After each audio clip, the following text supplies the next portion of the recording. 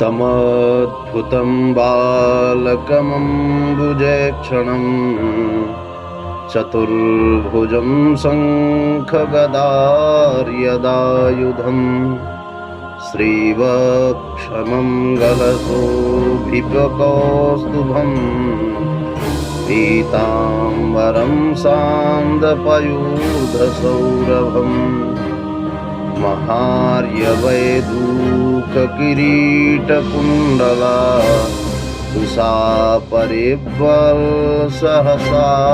कुण्डलम् उमद्यकाङ्गगदाकङ्कणादिभिः विरोचमानं वसुधैवयेक्षत अभिमानघना विनयोपेता शालीना भारतरनुता कुलिसादपि कठिना कुसुमादपि सुकुमारा भारतरनुता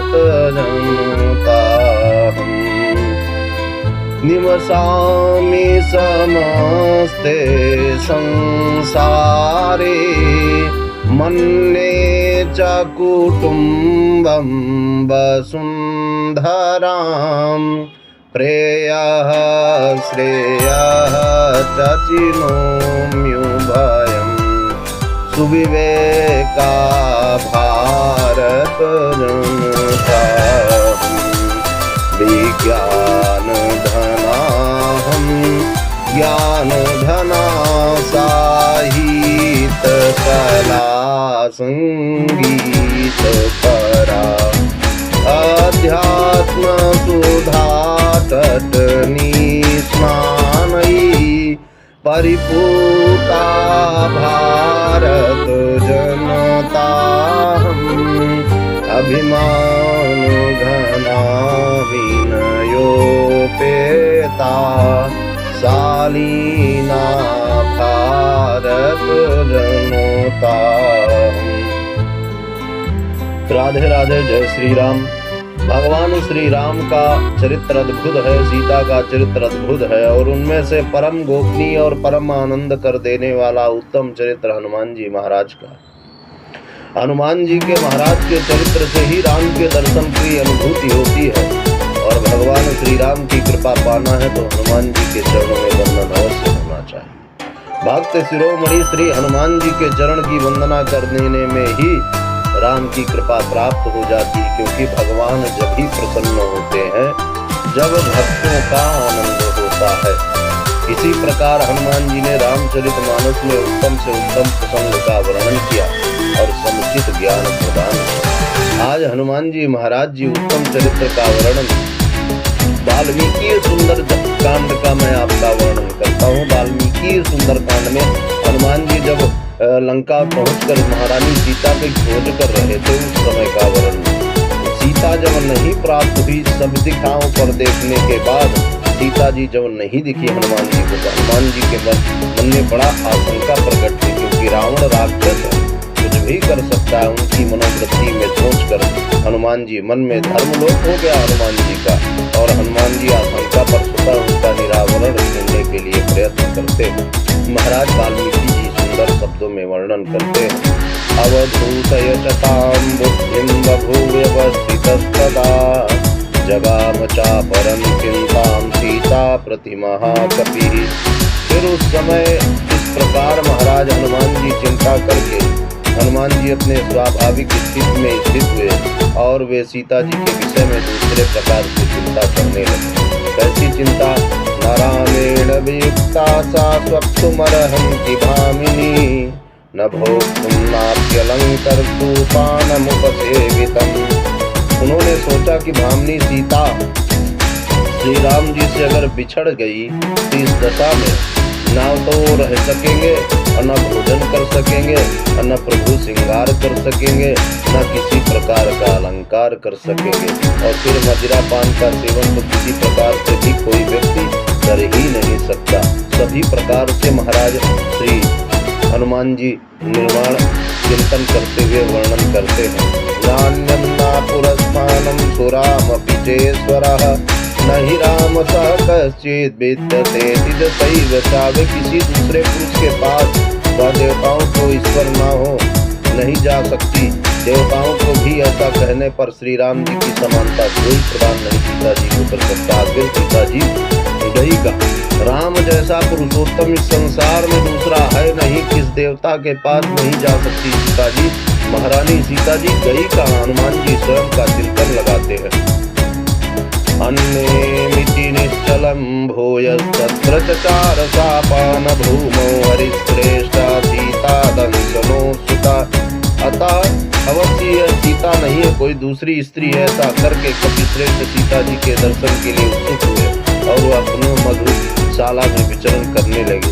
क्रीडते नापरा क्लांता गीयते च तथा परा नृत्यन्ते चापरा क्लांता पान विप्रास्तवयी तथा। वहाँ कोई स्त्री क्रीड़ा करने से थकी हुई थी, कोई गीत गा रही थी, दूसरी नृत्य करके थक गई थी और कितनी ही स्त्रियां अधिक मद्यपान मदिरा पान कर रही थी रावण के राज में। ऐसा देखकर महाराज हनुमान जी के उन्हें बड़ी आशंका हुई। मूर्जेषु मृदंगेषु चेलिकासु च संस्थिता तथा तत्समुख्येनासन्द दृष्टा तथा स्त्रिया। बहुत सी स्त्रियां ढोल मृदंग चोटिल नाम के वाद्यों पर अंगों को टेक टेक करके नृत्य कर रही थी। कुछ अच्छी महिलाएं बिछौने बिछाकर शयन कर रही थी।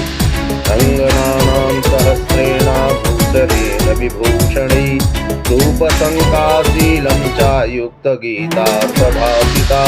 देशकालाभियुक्तेना युक्तवागाभिजायिनी रताधिकेषु संयुक्तं ददर्श हरियूपता।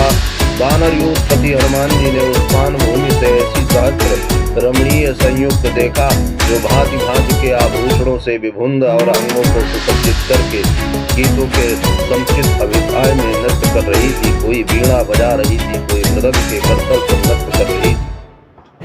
सभी स्त्रियां क्रीड़ा रत थी। हनुमान जी महाराज देखकर बड़े आश्चर्य में पड़ गए। अन्यत्रापि वरस्त्रीणां रूप संस्वाप्यायिना सहस्रं युवतीनां तु प्रसुप्तं तददर्शः।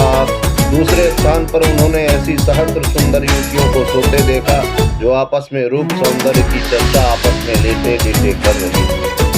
देशकालाभियुक्तं युक्तवागाभिवादिनैरताभिलुप्तं दर्शं हरियूतः पावन। वानर युगपति पवन कुमार ने ऐसी बहुत सी स्त्रियों को देखा। देश काल की जानकारी जानने वाली और बात कहने वाली रसलीला में गाढ़ निद्रा को प्राप्त हो रही थी। तासां मध्ये महाबाहु सुसुसो राक्षसेश्वरा गोष्ठे महतिं मुख्यानां गवां मध्ये यथावृता। उन सब के बीच में महान बाहु राक्षस राज रावण विशाल गौशाला में श्रेष्ठ गौओं के बीच सोए हुए सैकड़ों भांति पर समान शोभा पा रहे थे। जैसे एक राक्षस गौओं के बीच बैठ करके सुशोभित होता, उसी प्रकार उन सुंदरियों के मध्य में बैठे हुए महाराज राक्षस राज रावण शोभा को प्राप्त हो रहे थे। शराक्षरेन्द्रस्य सुशुभं तानि परिभ्रत स्वयं करेण भिरयातन्नं परिकीर्णं महाद्भुता। जैसे वन में हाथियों से घिरा हुआ कोई महान गजराज हो रहा हो, उस प्रकार ही भवन में सुंदरियों से घिरे हुए महाराज राक्षस शोभा को प्राप्त हो रहे थे। सर्वकामरुत प्रेतं पान भूमिं महात्मना ददर्शं कपितारुल्यं लतस्रतपेक्षग्रह मृगाणां महिषाणां वहाणां च भागसा तत्यान्यानि मासानि पान भूमौ ददर्शः। उस महान काय राक्षस राज के भवन में कपिश्रेष्ठ हनुमान जी वह पान भूमि देखा जो सहो संपूर्ण मनोरथ और भोगों को संपन्न कर देने वाली थी। उस मधुशाला में अलग अलग मृग सुअर मांस परोसे गए थे। उनको हनुमान जी देखकर आश्चर्य में पड़ गए। रौक्मेषु च विशालेषु भोजतं ददर्शः। वानर राज श्री हनुमान जी ने सोए बड़े बड़े पान पात्रों और मुर्गों को देख करके, हिरण के मयूर के मांस को देख करके, नमक मिला करके उनको खा रहे राक्षस राज को देख करके आश्चर्य में पड़े। प्रकल नाम के पक्षी भांति भांति के बकरे खरगोश आधे हुए भैंसे एकलाक्ष नाम मत्स्य और घोड़े आदि नाना प्रकार का मांस वहां परोसा गया और उन सबको देखकर महाराज हनुमान जी बड़े आश्चर्य में पड़े। राक्षस राज रावण भी ऐसे ऐसे जानवरों का भक्षण करते थे। यह देखकर अत्यंत दुखी होकर महाराज हनुमान जी विचार करते, यत्र तत्र रखी सुधीर सैयाओं में सुंदर स्वर्णमय सिंहासनों में सुशोभित मधुशाला में ऐसी जगमगा रही अग्नि को देखकर हनुमान जी को आश्चर्य हो रहा। अच्छी छाक विचार और नाना प्रकार के सजा करके शराब को अत्यंत मणिप्रिय से मदिरा पान कर रहे, पृथक चूर्णों में नृत्य कर रहे थे महाराज राक्षस रावण। वहां अनेक स्थानों पर रखे हुए नाना प्रकार के फूल स्वर्णमय कलशों में स्फटिक के पात्र जाम्बू बने और कमंडल आदि विराजमान थे। यह सब देखकर महाराज हनुमान जी को बड़ा आश्चर्य हुआ कि एक तरफ भक्ष्य योग्य पदार्थों का जमावड़ा है, दूसरी तरफ सुंदर से सुंदर आभूषण और मणियों का समावेश। यह सब देखकर हनुमान जी महाराज को बड़ा प्रसन्न। हनुमान जी महाराज चिंता करने लगे कि ऐसे व्यक्ति के संग रह करके महारानी सीता किस प्रकार यहाँ निर्वाह करेंगी और किस प्रकार रह रही होंगी। यह देखकर हनुमान जी बड़े चिंता में पड़ गए। और फिर तो पवन कुमार ने पानभूमि को छोड़कर अन्य स्थानों का भी भ्रमण किया, जो और भी स्थान बने हुए थे महाराज रावण के, उनका भी भ्रमण किया। उस राजभवन के भीतर हनुमान जी ने सीता के दर्शन के लिए उत्सुक क्रम से लता मंडप में, चित्रशालाओं में, रात्रि कालिका में, विश्राम गृहों में, परंतु वहां कहीं परम सुंदरी सीता महारानी का दर्शन नहीं हुआ। रघुनंदन श्री राम की प्रियतमा सीता जहाँ भी दिखाई ना दी, वहां कभी हनुमान इस प्रकार चिंता करने के निश्चय ही मिथिलेश कुमारी सीता जीवित थी, इसलिए खोजने पर भी मेरे दृष्टि में नहीं आ रही है। अवश्य ही उस राक्षस ने उनका वध कर दिया हो।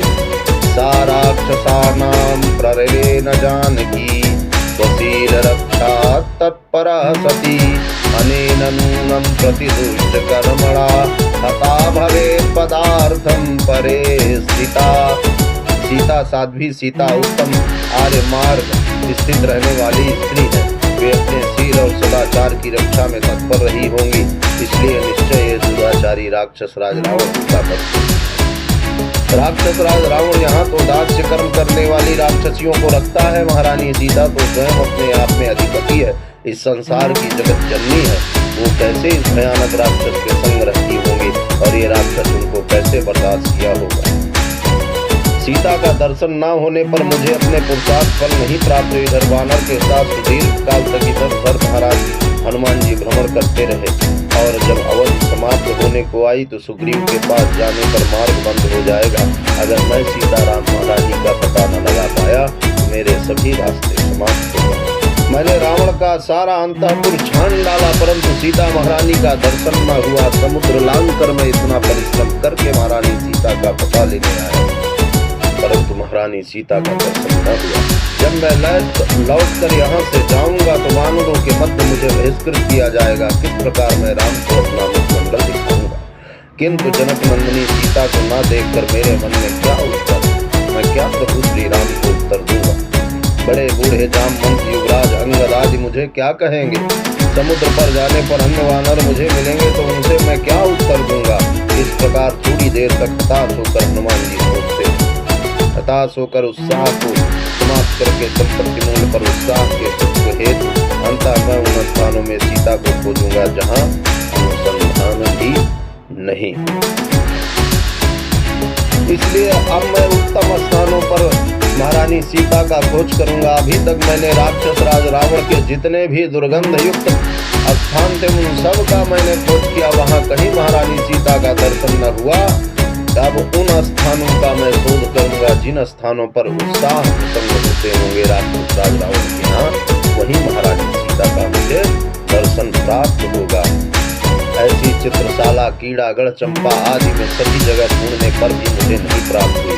वे फिर से घूम पड़ता खाने तक गए, चौराहों पर गए, मंडपों पर गए, लांघ कर सीता जी के दर्शन के लिए इच्छा से अनेक दरवाजों को पार करते हुए महाराज श्री हनुमान जी सुंदर विभूषित होकर के उन्होंने जाकर के अशोक वाटिका का अंत में दर्शन किया।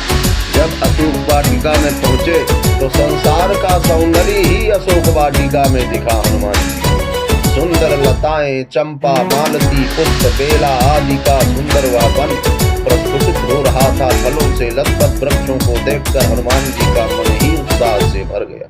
और वहाँ सबसे पहले उन्होंने नाग कन्या को देखा। नाग कन्या वरारूहा पूर्ण चंद्रादिभानया। नाग कन्या उस वन के सम्मुख खड़े होकर ऐसे दिखाई दे रही थी जैसे पूर्णमासी का पूर्ण चंद्रमा दिखाई देता है। हनुमान जी महाराज देखकर अत्यंत प्रसन्न हुए और आनंदित होकर उस कन्या को देखकर हनुमान जी मन में विचार करते। हनुमान जी उसके नितंब और शरीर को देखकर वर्णन करते हैं, यह अवश्य ही ऐसे लग रही है कि नाग लोक से आई हुई कोई परम सुंदरी है। राक्षस राज के द्वारा नाग सेना को मत कर हनुमान जी नाग कन्याओं को पवन कुमार ने देखकर दृष्टिगोचर किया और महाबाहु हनुमान जी दूसरी सुंदरियों को देखकर सीता जी को विचार करके समझ गए कि इसी स्थान में महारानी सीता का वास हो गया। और उन्होंने दीर्घ दृष्टि डाल करके जब देखा तो एक अशोक वृक्ष के नीचे महारानी सीता जी बैठे हुए विलाप कर रही, चिंतन कर रही थी। एक राक्षसी से वर्णन कर रही थी कि मेरे पति कैसे होंगे, क्या कर रहे होंगे। इन सब बातों को सुनकर हनुमान जी को आश्चर्य हुआ। सबसे बड़ा आश्चर्य इसमें यह हुआ कि व्यक्ति अपने जीवन में किसी भी स्थान का उपयोग नहीं कर पाता, परंतु महारानी सीता जी राक्षस के राज में रहकर की भी एक सुंदर स्थान में रह रही है। ये व्यक्ति का व्यक्तित्व ही सुनिश्चित करता है कि उसका स्थान कहाँ होगा। व्यक्ति के जीवन का संकल्प ही उसे सिद्ध और स्पष्ट करता है कि वो चाहे दुश्मन के यहाँ हो या किसी भी देश में हो या किसी भी देशांतर में हो, अगर वह उत्तम विचारधारा का व्यक्ति है, उत्तम सिद्धांत निपुण है, तो दुश्मन भी, शत्रु भी, दूसरे देशांतर का अधिपति भी आपको उत्तम स्थान देगा। अगर आप उत्तम स्थान के उपभोग करता है तो ही आपको मिलेगा। अगर आपके आदर्श उत्तम नहीं है, आपकी चित्तवृत्ति उत्तम नहीं है, तो आपको आपके घर में ही उत्तम स्थान नहीं मिलेगा। हनुमान जी महाराज की बुद्धि का मुझे बड़ा धन्यवाद है हनुमान जी महाराज को कि हर एक वस्तु में उत्तम चिंतन उन्होंने वाल्मीकि में दिया। पहले उन्होंने रावण के दुराकर्मों जहां होते थे उन स्थानों का भ्रमण किया और विचार किया कि इन स्थानों में क्यों नहीं महारानी सीता को स्थान दिया। स्थान दिया तो स्वर्ग के जैसे सुख देने वाली अशोक वाटिका में, क्योंकि महारानी सीता जी 14 वर्ष के वनवास में थी। वन का ही समुचित स्थान चुनाव किया। सोचने वाले विषय, चिंतन करने का विषय। हनुमान जी महाराज जी यह सब चिंतन करते हुए आश्चर्य में पड़े हुए एक वृक्ष के ऊपर बैठकर चिंतन ही कर रहे थे। अब आगे की कथा में कल हम सीता और हनुमान जी के मिलन का प्रसंग सुनाएंगे। बोलो जय सिया राम। वृंदावन बिहारी लाल की जय। रघुनाथ महाराज जी की जय। भक्त शिरोमणि हनुमान जी महाराज की जय।